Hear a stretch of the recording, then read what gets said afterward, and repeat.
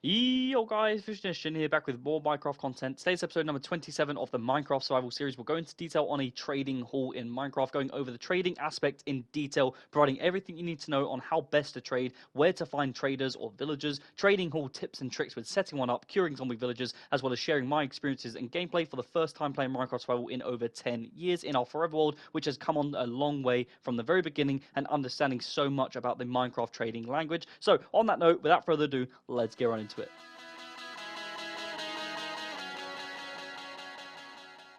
So first things first, for all my newer players out there, trading is a crucial aspect in your Minecraft Survival Forever worlds. If you really want to make life easier for yourselves and obtaining loot, making it far more efficient, obtaining resources and materials more effectively, setting up a trading hall as early as possible is crucial for helping you in that Forever world. Now, emeralds are the main currency for purchasing items from villagers. Villagers offer items in exchange for specific resources or, of course, emeralds, depending on their profession. Now, trading requires a villager with a workstation that is tied to their profession, i.e. an lectern for a librarian, where you can, of course, then get the unbreaking, mending, fortune, looting, whatever enchantment that you guys want from a librarian in order to get the best possible loot to set you up for the end game in whatever it is that you want to achieve. And of course, mending is the ultimate goal. Getting that on all your armor is really key, especially your tools and your weapons, making sure that you are protected as well as being most efficient as possible. And the key thing you need to understand, which I'll go over in more detail in this video shortly, is that villagers will level up the more times you trade with them. And obviously, you can, of course, then lock in those trades as well, which we'll go into detail as well, from the novice rank, apprentice, journeyman, expert, and then master as you trade through, unlocking better trades each time as you progress through their ranks. However, if you are more established in your world and you already understand this, then the next sort of the first step,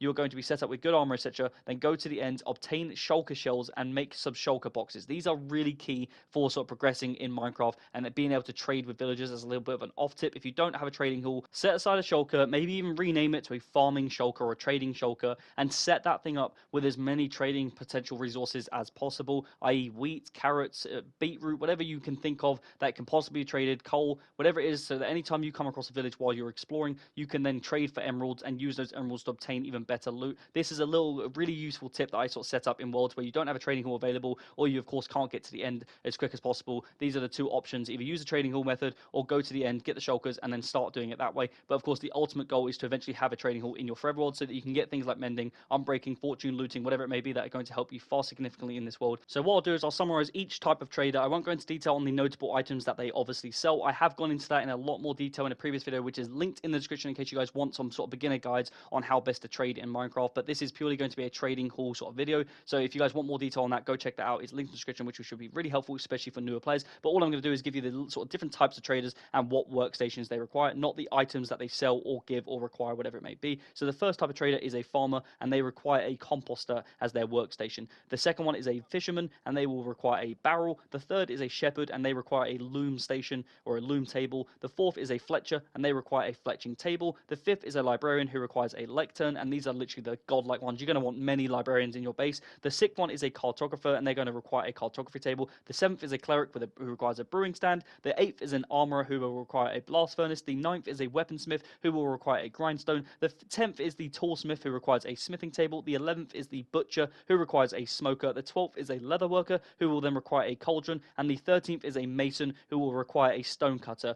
And then, of course, there are nitwits, which are absolutely useless. They require no workstation. They literally have no benefit to the world. You may as well just get rid of them if you can, especially if you're in a village and you don't have any sort of idea of what they could be used for, or just literally just kill them. But don't let other villagers see that, because that is a little bit of a tip, because it would literally just make them go down in trade value. So just bear that in mind. They do not like seeing that you're killing their own kind. And also then, of course, we have the wandering trader, who spawns randomly, has no workstation, and accepts only emeralds as their trades. And as for the notable items that I guess they sell, we'll go over that for them, is the various items like dyes, seeds, coral, or anything like Natalia shells, blue ice, podzol, really random items, packed ice, buckets of tropical fish, and leads. These are all the items that they will sell and offer. But for the rest of the sort of traders in this video, I will not go into them any more detail, because there is a bunch of items that I do not want to bore you guys to death with. And as I said, I've already gone over that in a sort of previous video for you guys, in case you guys are interested. And I appreciate that is a lot of information to go over, so maybe you might have to rewind and listen to that again. But essentially, think of this as like this, the next step on understanding how to establish a trading hall and eventually building towards having your own one. And even without this step is really effective in allowing you to sort of trade in abundance with building with emeralds, like having that shulker box, which is going to be really helpful, especially if you've already been to the end and you don't really know how to set up a trading hall, which a lot of players don't. And it's kind of what inspired me to make this video, because I thought there's going to be a lot of players out there who are even playing Minecraft for the first time.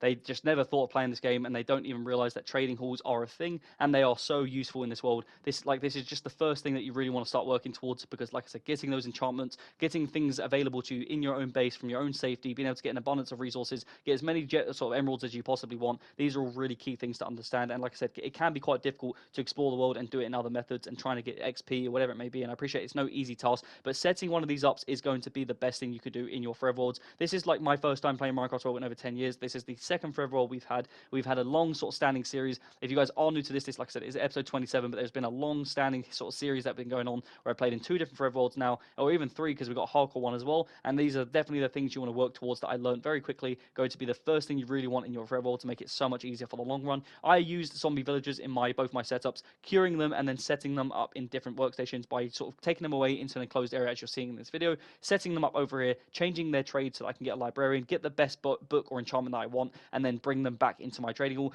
Now, setting up a trading hall really isn't that difficult. Don't get me wrong, I have gone through the pain of understanding the language of villagers and trading in general and stuff like that in the previous world, but in this second Forever World, it was so much easier to do. I really kind of just got the understanding on what you want to do in order to trade their sort of change their station, because in a lot of bases you will have a storage room, and typically most people use barrels in their storage room. So what will tend to happen is most of the villagers that you bring in to your base, whether it's a zombie villager or just a normal one, they will then change their profession into a fisherman, because they respond as the workstation for a barrel, and therefore you're going to get only fisherman trade. So therefore, if you want to change their profession, which a lot of people obviously do, because fisherman is not really the best one you want, you will then have to take them away up to 150 blocks in order to actually change them, because if they register their previous workstation within render distance, and of course if you have lots of barrels in your base, you don't want to go around destroying all your barrels and then trying to figure out which one it responded to. Just simply take it away by either building a method I have here, where you simply just put them in a boat and take them away up to 100 or 150 blocks, and then literally put down the workstation that you want with a bed. They will respond to the bed as their sort of like sleeping aid quarters, so they feel more comforting, and then they will also then change to that profession, figure out which workstation they're responding to. So I've usually put down multiple lecterns.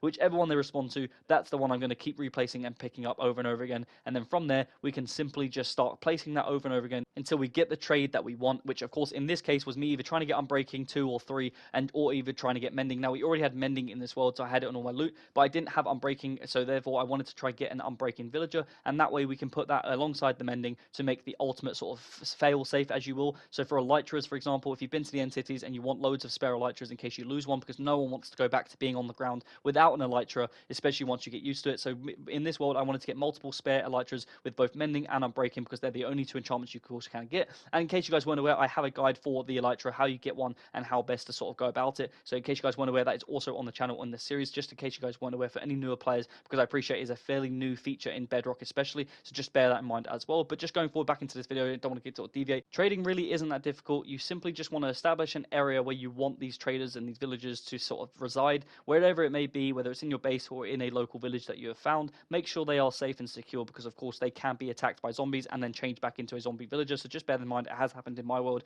and I've had to sort of safe house them to make sure they absolutely cannot sort of be converted back into them. But also, just once you establish an area, simply changing their trade is really simple, using the workstations that I've just gone over, and like I said, taking them away from the certain area so they're not fixing onto a previous workstation. Once you've done that, once you've got the trade that you want, physically lock it in by trading whatever it is that it's offering, and then once you officially trade the first time, it will lock that trade, and it's irreversible. You cannot change it from that point, so just bear that in mind. Do not make the mistake and get a librarian and then simply locking in the first one for paper, whatever it may be, because then you're going to lose the chance of getting the Mending sort of guaranteed, or Unbreaking, whatever enchantment that is you're going for. And that works for all of the villagers, so just get that, lock them in, and then literally put them in a safe location where they cannot be changed, and you will have a trading hall effectively set up. Now, converting the villagers can be the hard part, especially if you're going down the zombie curing method. Like, that's pretty much what I've done in my world. We're in a mountain in my base, and in my base there is a lot of zombies in dark spots that I sort of intentionally let spawn so that I can try and get zombie villagers. Then you'll need some nether warts and gunpowder and some water in a brewing stand, and of course blaze rod, or to fuel the actual brewing stand itself,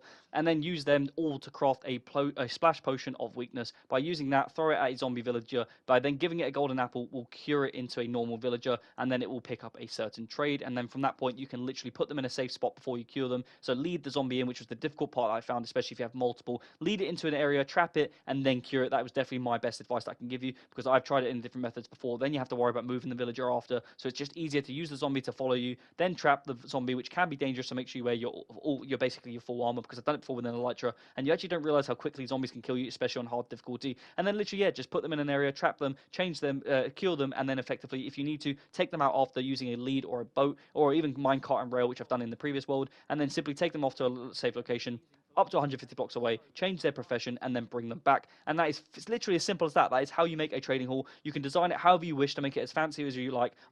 Both of my ones have been underground. It's been simple as that. Lead them into an area, have a 2x1 area or a 2x2, whatever it may be, whatever you want. And that's pretty much it. It's as simple as it gets. Like I said, it's not that complicated. Understanding the language can take some repetitions. I appreciate it's definitely a tedious task trying to convert some of their stages, like their professions, and trying to get the trades you want. Like some of them have taken me a stupidly long time. Like in the previous Forever World that we've had, I had a sort of mountain little area where I set up some cartographers and a library. It's sort of like a mini library where I had a fortune, an unbreaking, and I think a mending villager all set up, as well as cartographers so that I can get ocean explorer maps, trial sort of ruin maps, whatever it may be that I want. And I had them all set up separately. I've also had in this world where we got a little mini trading hall, but then I'm also going to have workstations in their own designated areas later, and I will move them all about. It just depends on how you want it. I'm not going to obviously advise you on how to style your own base, but that is just typically what you can do. It all works in different ways. It's all efficient for different methods and whatever it may be. But for the end game, having that loot available to you in your own base just by spending emeralds, which you can get so easily once you have an effective trading hall set up, is really that, like, it's the ultimate end game effect. And finally, as like another tip I would suggest is once you have a trading hall, before you start commencing with all of your trades, it's definitely worth adding by getting the Hero of the Village award by defeating a raid. Grants this effect but giving you guys temporary sort of lower reduced trade prices. This is going to be a really advanced tip that I would suggest in order to reduce the amount of emeralds that you're going to spend. Of course, if you do cure zombie villagers, more often than not they're literally going to offer you trades for 1 emerald anyway, so you don't need to do this. But if you have a mending villager that is requiring 20 or 30 emeralds, whatever it may be, it is a good advice to go and get the Hero of the Village award to give you that discounted trade price, and therefore you're going to spend less emeralds and get more loot. So just bear that in mind. And as for raids on how to start one, I've gone over that in a previous video, so in case you guys are also unaware on what raids are, on how you start one, go check that out as well. It's in the playlist, episode 20. Just in case you guys are new and you have no idea what I'm talking about, you've never done a raid before, because that is a really good method for both getting emeralds as well, used for trading, as well as getting that discounted price, as well as tokens of Undying, which are really valuable, especially on hard difficulty worlds, or of course on hardcore worlds as well. But in summary, build farms as quick as possible to help you get some emeralds early on, save your loot and set aside for some trading purposes later on, get a shulker if you can, fill that shulker up with resources to trade with farmers or the local villagers as well, and then eventually get a trading hall, establish that early on, cure zombie villagers where possible, because that is a really easy and low sort of effective method, and then from there set up a safe spot where you can change these traders into whatever profession you want, and then have them available to you in your own base whenever you want for whatever trade you want. And that is the best possible method to help set you guys up for the end game in your Forever Worlds. If you guys have enjoyed the video and found this to be useful, do not forget to like and subscribe. I'm a small creator, as you guys can see, and if you have any tips that you might have for any newer players, or of course for myself that maybe I've missed, that would be really useful to have, comment down below, as it'd be really useful and really appreciated. I'm Vision SGen. I hope you enjoyed the video and found this useful, and I'll see you in the next one.